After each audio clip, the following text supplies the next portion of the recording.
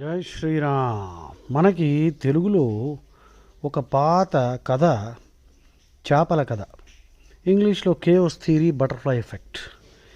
ఇది మనందరికీ తెలిసిందే, మళ్ళీ చెప్తా. ఓ రాజుకు 7 కొడుకులు ఉండేవారు.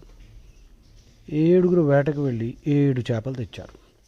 చేపలు ఎండబెట్టారు, కానీ ఒక చేప ఎండలేదు. అప్పుడు ఆ చేపను అడిగారట, చేప చేప ఎందుకు ఎండలేదు?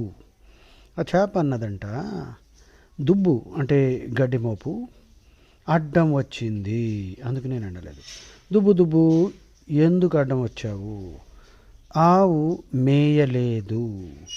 ఆవు ఆవు ఎందుకు మేయలేదు అంటే గొడ్ల కాపరి రాలేదు. గొడ్ల కాపరి వచ్చి పెడితేనే ఇది తినమని చెప్తేనే కానీ అది తినదావు.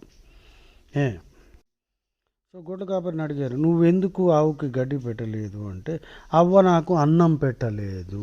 ఓహో. అవ్వని అడిగారు, అవ్వ నువ్వు గొడ్ల కాపరికి అన్నం ఎందుకు పెట్టలేదు? అవ్వ చెప్పింది, నా మనవడు ఏడుస్తున్నాడు, అందుకు పెట్టలేదు. మనవడా నువ్వు ఎందుకురా ఏడుస్తున్నావు అని అడిగితే వాడు చీమ కుట్టింది అని ఏడుస్తున్నట్ట. చీమ నువ్వు ఎందుకు కుట్టావు అవ్వ మనవడిని అంటే, చీమ అందంట, నా నా పుట్టలో వేలు పెడితే కుట్టనా అందట. అంటే ఈ ప్రాబ్లం అంతా చూసారా? చేప ఎండకపోవడానికి మనం బ్యాక్ స్టోరీ మొత్తం వెళ్తే చీమ కుట్టింది మనవడిని, అందుకు ఇదంతా జరిగిందనమాట.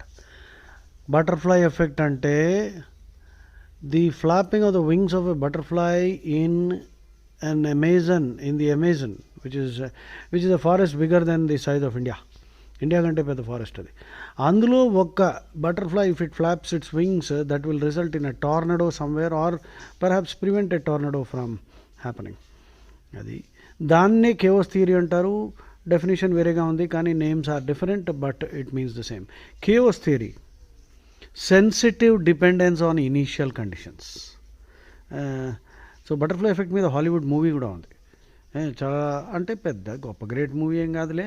అంటే చిన్నతనంలో పెంపకం సరిగ్గా లేకపోతే ఎలాగ ఒక మనిషి సైకోపాథిక్ కిల్లర్ లాగా అయిపోతాడు, అది థీమ్ అనమాట. Sensitive dependence on initial conditions. మన పర్సనాలిటీ, మన సమాజము, మన దేశము, అన్నీ చిన్న చిన్న విషయాలు, మన కల్చర్, సంస్కారం, everything has an impact and everything adds up to create something either good or something terrible. Okay, so ఇది మంచి కేఓస్ థియరీ.